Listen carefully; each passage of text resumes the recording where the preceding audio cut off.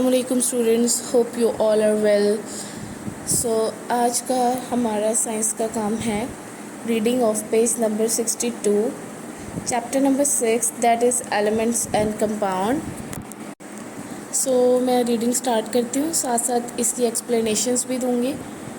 Kindly आप लोग अपना पेज नंबर 62 जो है वो ओपन करें, साइंस की टेक्स्ट बुक का। अच्छा, यहाँ पर मेंशन है एक स्किल है 6.1। अभी फ़िलहाल हम उसको स्किप करके टॉपिक पे आते हैं, which is pure substances elements. अच्छा, यहाँ पर स्टार्ट में मेंशन है दी प्योर सब्सटेंसेस। तो आप ना प्योर को जो है वो यहाँ पे कट कर दें, क्योंकि जो सेंटेंस है ना उसकी सेंस जो है ना वो नहीं सही बन रही। The substances which cannot be further divided are called pure substances। अच्छा, ऐसे substances जिनको हम फर्दर डिवाइड नहीं कर सकते, फर्दर उसको कट नहीं कर सकते, किसी भी वे से हम उसकी डिवीज़न नहीं कर सकते, उसको और सिंपलेस्ट पार्ट में हम कन्वर्ट नहीं कर सकते, वो जो है प्योर सब्सटेंस कहलाएगा। It is because all of their atoms are of single type. ऐसा क्यों है? क्योंकि उसके जो स्ट्रक्चर है उसमें जो एटम्स मौजूद हैं वो सेम टाइप के हैं। अच्छा, एक यहाँ पर इमेज भी दिखाई हुई है, फिगर नंबर 6.2 आयरन की है। उसमें आपने देखा है कि आयरन के एटम्स को कैसे स्टैक किया हुआ है, एक क्यूबिक फॉर्म में ब्लू कलर के बॉल्स हैं जो एक दूसरे के ऊपर ना, वो बॉल जो सिंगल बॉल है ना, वो एक एटम को आपने कंसीडर करना है कि वो जो सिंगल बॉल है वो एक सिंगल एटम है। इसको, इस पिक्चर को आपने जो है कंसीडर करके इस टॉपिक को समझने की कोशिश करनी है कि अगर हम इसको कट करते जाएं और इतना यानी इसको हम डिवाइड कर दें कि अब ये सिंगल बॉल रह गया, ठीक है। इस क्यूबिक फॉर्म को अगर हम डिवीज़न करते जाएं और हम इसका जो एंड हमारा रिज़ल्ट प्रोडक्ट हो वो ये सिंगल बॉल हो ब्लू कलर का, जो यहाँ पर पिक्चर में दिखाया हुआ है, तो क्या बात होगी कि ये प्योर सब्सटेंस होगा, क्योंकि इसका जो एक सिंगल टाइप ऑफ एटम है ना, वो उसके जो फीचर्स हैं वो अपने पेरेंट के जैसे होंगे। जैसे मैंने पिछले टॉपिक में पढ़ाया था कि ये जो एक एटम है ना, इसके फीचर्स, इसकी प्रॉपर्टीज़ अलाइक हैं, सिमिलर हैं अपने पेरेंट प्रोडक्ट के, ठीक है। अब इसको फर्दर जो है हम डिवाइड करेंगे ना तो ये अपनी स्टेबिलिटी को लूज़ कर देगा। The splitting ends up in an atom of that substance. अच्छा, ये स्प्लिट करते जा रहे हैं तो ये एंड किस में होगा? एक एटम में। ये जो एक एटम रहेगा ना ये कहलाएगा प्योर सब्सटेंस, या फिर हम इसको कहेंगे कि ये एलिमेंट, ठीक है, क्योंकि इसकी फ़र्दर डिवीज़न जो है वो इसकी स्टेबिलिटी को लूज़ कर देगी। फर्दर डिवाइड करेंगे तो इसके जो हम कह रहे हैं ना कि प्रॉपर्टीज़ अपने पेरेंट्स से अलाइक है, तो फिर जो है वो उसमें डिफरेंस आ जाएगा। One of such pure substances is called element, ठीक है। अब ये जो एंड पे हमारा रिज़ल्ट प्रोडक्ट गेन हुआ था उसको हमने क्या कहा? एलिमेंट। अच्छा, कल मैंने आप लोगों को बताया था कि हमने अभी तक जो डिस्कवर किए हैं वो हैं 118 एलिमेंट्स हैं जो डिस्कवर्ड हैं अभी तक, ठीक है।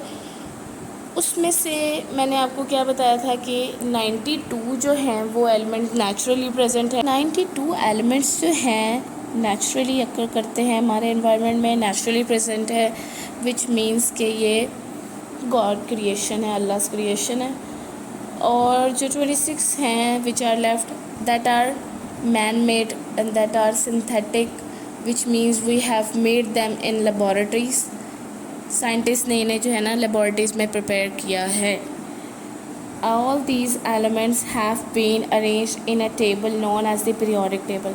अच्छा, इन तमाम एलिमेंट्स को जो भी टिल डेट डिस्कवर हो चुके हैं उनको साइंटिस्ट ने ऑन द बेसिस ऑफ सब स्पेसिफिकेशन, या तो इनकी प्रॉपर्टीज़ हो सकती हैं या इनके स्ट्रक्चर में डिफरेंस की बेस पे, कोई एक पॉइंट आप अभी इसको माइंड में रखें कि किसी बेसिस पे ना इनके अंदर जो डिफरेंस है उसकी बेसिस पे, या जिस नंबरिंग से ये डिस्कवर हुए हैं, जो चीज़ पहले डिस्कवर हुई है उसको फर्स्ट पे रखा है। ये फर्दर डिटेल हम आगे डिस्कस करेंगे, इसके बारे में मैं आपको बताऊंगी। फ़िलहाल अभी आप प्रिसाइजली लेके चलें इसको। तो किसी एक बेस के ऊपर ना साइंटिस्ट ने क्या किया, इनको अरेंजमेंट दी है, इनको एक टेबल में अरेंज किया ताकि हम इनकी फर्दर डिटेल्ड स्टडी कर सकें। तो उस टेबल का नाम है पीरियोडिक टेबल। ठीक है, पीरियोडिक टेबल जो है अगले पेज पर, आपके पेज नंबर 63 पर जो है वो मौजूद है।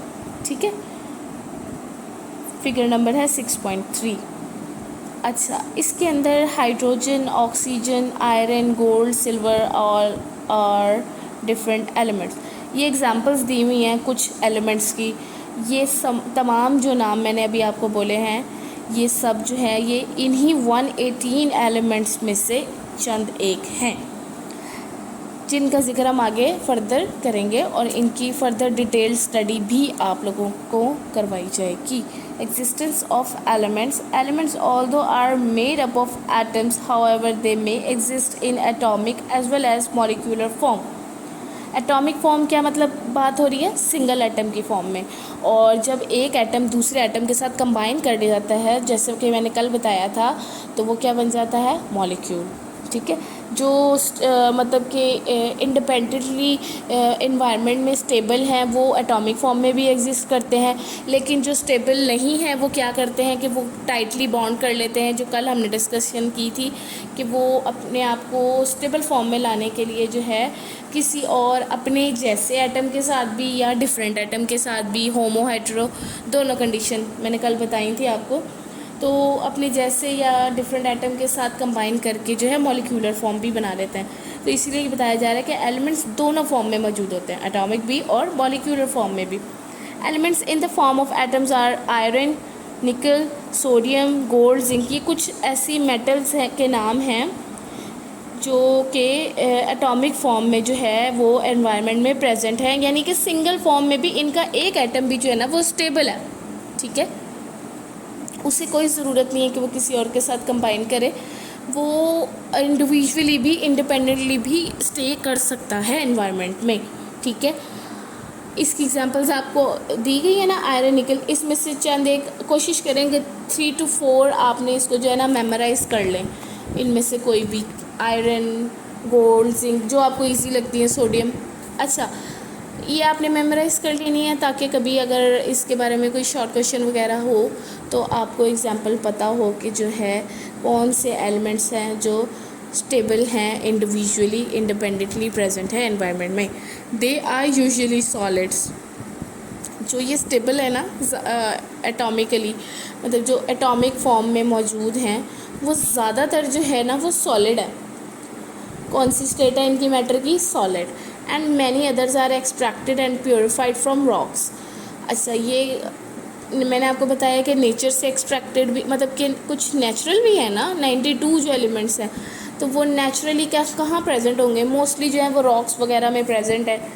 और ये जो हमारी रॉक्स वगैरह इनसे ही एक्सट्रैक्ट किए जाते हैं, उनकी प्योरीफिकेशन की जाती है, तो हमें वहाँ से जो डिस्कवर किए गए ना एलिमेंट्स वो मेटल की फॉर्म में हैं और सॉलिड हैं, वो हमें अचीव हुए हैं। The atoms of a few elements are unstable. अब वही बात आ गई कि हर कोई जो है वो इंडिपेंडेंटली इन्वायरमेंट में हमारे एटमॉस्फेयर में स्टे नहीं कर सकता, तो वो क्या करते हैं कि वो अनस्टेबल हैं, तो वो कंबाइन करते हैं, ज्वाइन करते हैं किसी और एटम के साथ। They can not exist independently, therefore they combine with other similar atoms. वो क्या करते हैं, कंबाइन करते हैं, बॉन्ड बनाते हैं, and exist as homoatomic molecules. Homo means same, as I mentioned earlier. For example oxygen, nitrogen, hydrogen. अच्छा, अब इनके नाम सुन के आप लोगों को माशाल्लाह आप लोग इतने ज़हीन तो हैं कि आपको पता है कि ऑक्सीजन भी एक गैस है, नाइट्रोजन भी एक गैस है, हाइड्रोजन भी एक गैस है। अच्छा, अब जो मैंने आपको बताया था जो स्टेबल है, जो एटॉमिक फॉर्म में है, वो क्या थे, सॉलिड। ये सब जो होमोएटॉमिक हैं ये मोस्टली जो है ये गैसेस फॉर्म में मौजूद है। Oxygen, nitrogen, such elements are usually gases. Matter की कौन सी स्टेट है, gases. And having different properties than that of atomic element. इनकी प्रॉपर्टीज सॉलिड वाले जो एटॉमिक एलिमेंट जो सॉलिड फॉर्म में होते हैं उनसे डिफरेंट होंगी ना। Symbol of elements. अच्छा, in the beginning elements were written by their full name. At the start ऐसे था कि जो भी एलिमेंट डिस्कवर होता था उसको एक नेम दिया जाता है, जैसे हम लोगों की नेमिंग होती है, जैसे हम आप लोग हर एक इंडिविजुअल अपना एक इंडिविजुअल नेम रखता है ना, लाइक आप में हर लड़की का एक अपना नाम है। इसी तरह जो जो एलिमेंट डिस्कवर किए गए उनको ना फुल नेम से जो है वो राइट किया गया। ये मोर टाइम कंज्यूमिंग है, तो ये कन्वीनियंट वे तो नहीं हुआ, तो इसके लिए एक शॉर्ट वे जो है ना अडॉप्ट किया गया, to write the name of the elements using symbols. Symbols क्या होते हैं? सिम्बल्स किसी भी नेम की एब्रीवेशन होती हैं। किसी नेम को एब्रीवेट करने के लिए जो यूज़ किया जाता है ना, उसे सिम्बल कहा जाता है। The symbols are universal, specific and convenient to use. Scientists have adopted the following ways to assign symbols to element. Scientist ने कुछ मीन्स यूज़ करके सिम्बलाइज़ किया ना एलिमेंट्स को, ताकि हम उनको उनकी जो है उनको आइडेंटिफाई कर सकें, कि एक सिंबल से आइडेंटिफाई कर सकें कि किस एलिमेंट के हवाले से डिस्कशन हो रही है। ठीक है, किस तरह किया गया? फर्स्ट में स्टार्ट में कि जो एलिमेंट का फर्स्ट लेटर था ना वो उसका सिंबल है। हाइड्रोजन का फर्स्ट लेटर ही H है तो वो उसका सिंबल है। नाइट्रोजन का फर्स्ट लेटर 9 है तो N है तो वो उसका सिंबल है। कार्बन का C। अब क्या हुआ कि कुछ एलिमेंट्स ऐसे हैं जो कि सिमिलर इनिशियल रखते हैं, मतलब कि हाइड्रोजन और हीलियम ये दो एलिमेंट्स है, दोनों के स्टार्ट पे H आ रहा है। कार्बन हो गया, क्लोरीन हो गई, दोनों के स्टार्ट पे C आ रहा है। इसी तरह और भी बहुत सारी चीज़ें हैं, जैसे कि सोडियम एंड सिल्वर, दोनों के स्टार्ट पे S है। अब दोनों को अगर मैं S नेम दे दूं तो मुझे तो नहीं पता चलेगा कि मैं किस हवाले से बात कर रही हूँ। S अगर कहीं पे किसी केमिकल फार्मूले में H लिखा हुआ है, जैसे कि वाटर के में H2O है, तो आपको कैसे पता चलेगा जो वाटर के H2O में H है वो हाइड्रोजन का H है या हीलियम का H है? अच्छा, इसको फर्दर जो है इजी करने के लिए क्या किया गया, जो स्टार्ट में एलिमेंट डिस्कवर हुए थे ना उनको तो फर्स्ट लेटर से नेम दे दिया। अब उसके बाद जो दोबारा जो ऐसे एलिमेंट डिस्कवर हुए ना जिनका नेम का इनिशियल लेटर सेम था, तो उन्होंने क्या किया कि लेटर जो है ना वो दो लेटर्स से सिंबल को जो है ना वो मतलब कि एलिमेंट को जो है सिंबलाइज करना शुरू कर दिया। अब खाली एक फर्स्ट उसका अल्फ़ाबेट नहीं यूज़ हो रहा, दो अल्फ़ाबेट यूज़ होंगे। The first letter is written in capital and the other one is small. यहाँ के देखें आप सेकंड पॉइंट में जो है हीलियम के आगे मेंशन है HE। जो पहला लेटर है H वो कैपिटल है, जो E है वो स्मॉल है। कोबाल्ट में यूज़ हुआ है CO, C capital O small. Cobalt में कोबाल्ट को C नेम नहीं दिया क्योंकि कार्बन का ऑलरेडी नेम C है, तो कोबाल्ट को हमने जो है क्या सिंबलाइज़ किया है, CO। क्लोरीन को क्या किया है, क्लोरीन भी C से नहीं कर सकते क्योंकि वो कार्बन का C है, तो क्लोरीन में C और L।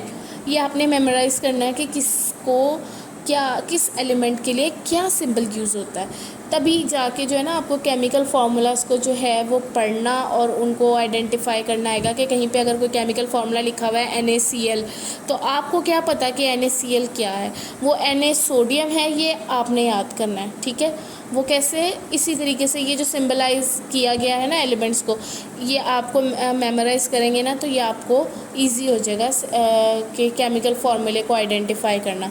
थर्ड पॉइंट है कि some elements have their names from Greek और लैटिन ओरिजिन।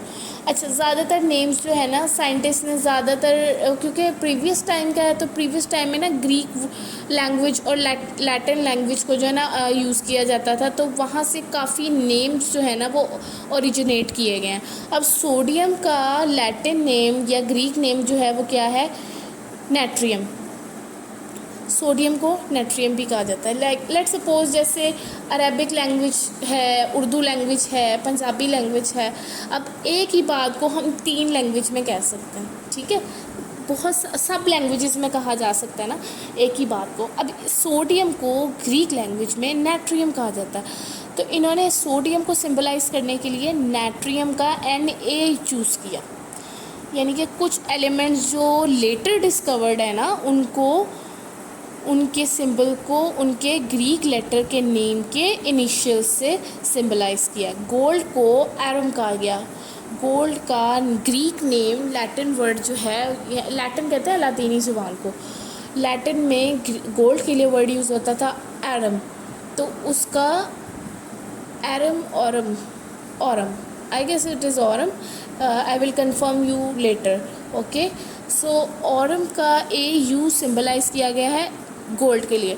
जहाँ पे भी कहीं पे किसी केमिकल फार्मूला में AU मेंशन होगा ना, तो ये आपके माइंड में क्लिक होना चाहिए कि गोल्ड के हवाले से बात हो रही है. इसी तरह आयरन के लिए यूज़ होता है वर्ड फेरम. फेरम का Fe जो है वो सिंबलाइज़ किया गया आयरन के लिए. आयरन एलिमेंट को हम किस लेटर से सिंबलाइज़ किया है हमने? Fe से. जहाँ पर भी Fe मेंशन होगा इसका मतलब है कि आयरन की हवाले से बात हो रही है. सिल्वर को है Ag से सिंबलाइज़ किया.